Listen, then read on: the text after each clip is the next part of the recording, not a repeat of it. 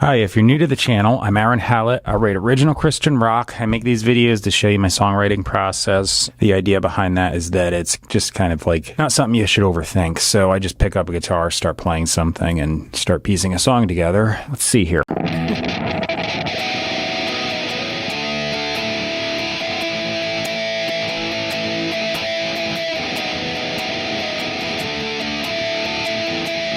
That'll make a decent chorus, I think. I'm really starting from scratch today. Usually I pick up the guitar and come up with something. Let's keep this really simple, so just 3 chords for a chorus. So what was I doing? B major, D, 9, and A. I need a verse. I'll just go to like, what am I in? B major. I'll go to F sharp minor here.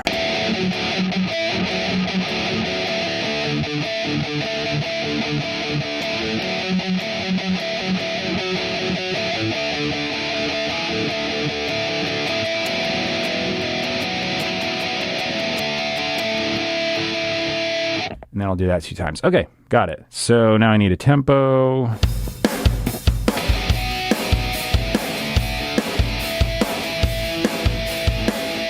All right, 144, that works. So the drum loop you're hearing is there to keep time. It's basically my metronome. I'll play drums later. My hood is like stuck in my guitar strap. That's annoying. There we go. I'm gonna start tracking this. I'll probably do like an intro, half chorus, and then verse, chorus, repeat 3 times, my usual deal. That said, let's just dive right into this.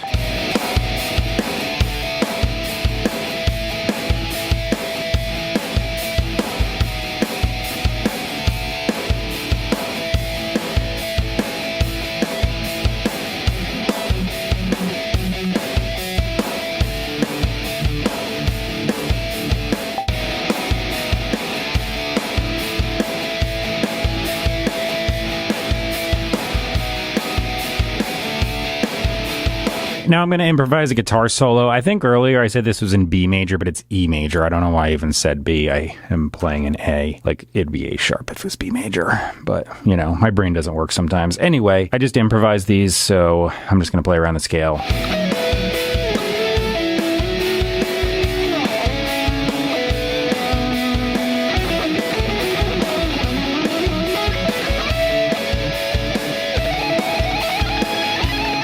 Actually, this isn't in E major either. I'm like so stupid today. I'm playing a D natural also. I played the solo in that, but it's actually fine. It sounds kind of modal and cool, so I'm just going to leave it. But, yeah, I got that D natural there. Should be a D sharp. Holy crap. It's an A, isn't it? Yeah. Anyway, just going right down the circle of fifths until I realize how many sharps I actually have in the song. Yeah, so I'm going to do... What am I going to do? I'll probably just, like...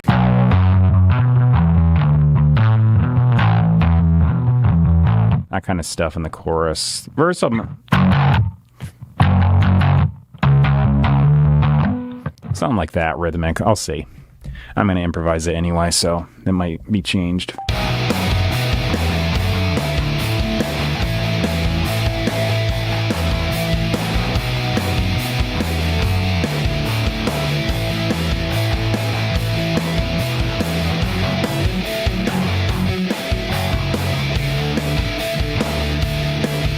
Sticking with what I said about keeping this simple, I'm actually going to just do drums now. So I turned off the drum loop. Actually, I deleted it. I got rid of the track it's on. I'm going to be triggering the same sample sounds, but I'm going to play it on the kit behind me now instead. So I'll just see you over there.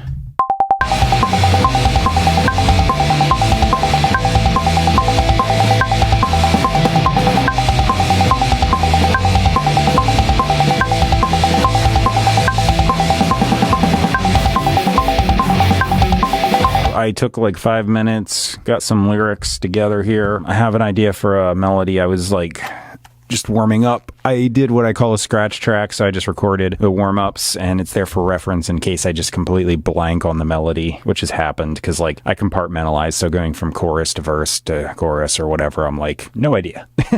So I'm gonna try it. Half the time when that happens, I just improvise anyway, but you know, here we go.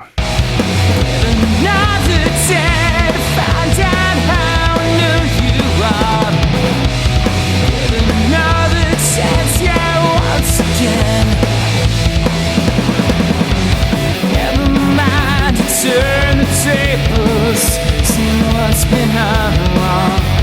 Give it all. I'm pretty sure I sang every single chorus completely differently.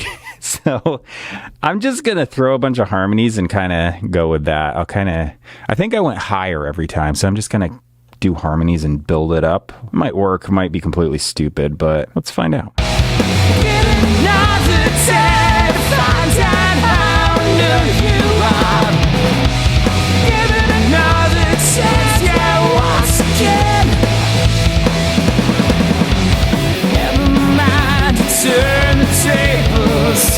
I think I'm going to do the first chorus thing I did. So it'll be a dub in the beginning, and then after that, it'll make like 3-part harmonies because it's kind of lower, but I just want them a little more consistent. This way it'll be like adding harmonies as I go, so I can just automate volumes as I need. But all right.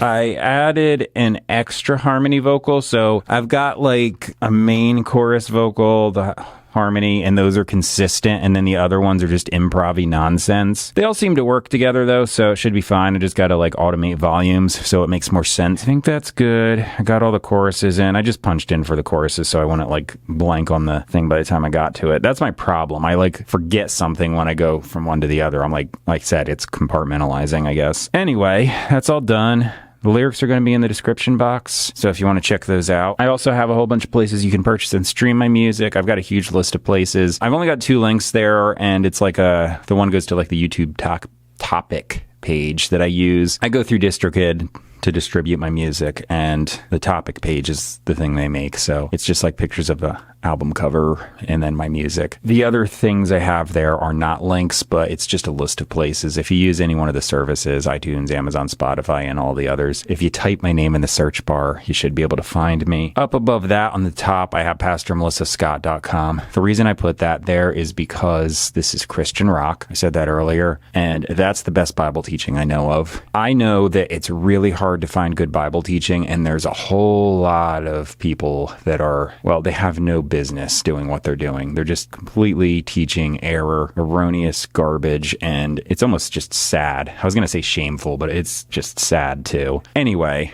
Pastor Scott, her late husband, Dr. Gene Scott, combined, they got 50 years worth of teaching. I often say their teaching because I consider both of their teaching. So if you ever notice that, they still play his stuff on the website. They have 3 streams on there. So it's his stuff, her stuff, and then a combined stream. That combined stream is on the YouTube channel just constantly too. They just keep renewing it, and it's just live streaming all the time. So you can get to that all through the website. So that's why I just put the website there. They have a whole bunch of other places you can watch too. So you can check it all out. But the teaching is just Bible-based, no extra add-on things. It's the whole thing, all of it in context. They go to the trouble of translating from the original languages just to get the exact meaning the writers were intending, and they even go a step further and try and get from the oldest extant and fragmented pieces they can, just for the sake of getting absolutely what does this say. It's real scriptural exegesis, and it's fantastic. So it really helps your faith, and without all that extra stuff and just teaching, you really get to know the Word of God. And once you get to know the Word of God, it helps your faith, because you got to realize faith is the only way it completes God. God's not looking for perfection. He's not looking for people that are doing certain things or acting certain ways, because all of us fall short. There's no distinction between the best and the worst person, you'll find, because we're all in the same category. We're all swimming in the sewage, so to say. The one that stinks a little less isn't going to be better. So we owe debt because of that sin, and we can never pay it. So Jesus paid that debt. He played the part of the kinsman redeemer in the law. He came down, lived a perfect sinless life. He was God incarnate, but he kinned himself to us. That's the purpose of the incarnation. So once he was kin to us, he lived that life we couldn't. He took the debt we couldn't pay and paid it. So if we look to him in faith, because that is what God is looking for, he imputes righteousness to us for that faith. Once you realize that, you lose the whole self-righteousness thing because you realize none of us can make it. We need that redemption through his finished work. So that's the idea of Christianity. It's just a relationship with the risen Savior. And how do you get to know somebody? You spend time with them. So you spend time in the Word in this case. And that's what they're doing here. They're just teaching the Bible. And like I said, all in context, no weird, wacky ideas thrown in. Just what does this say exactly? So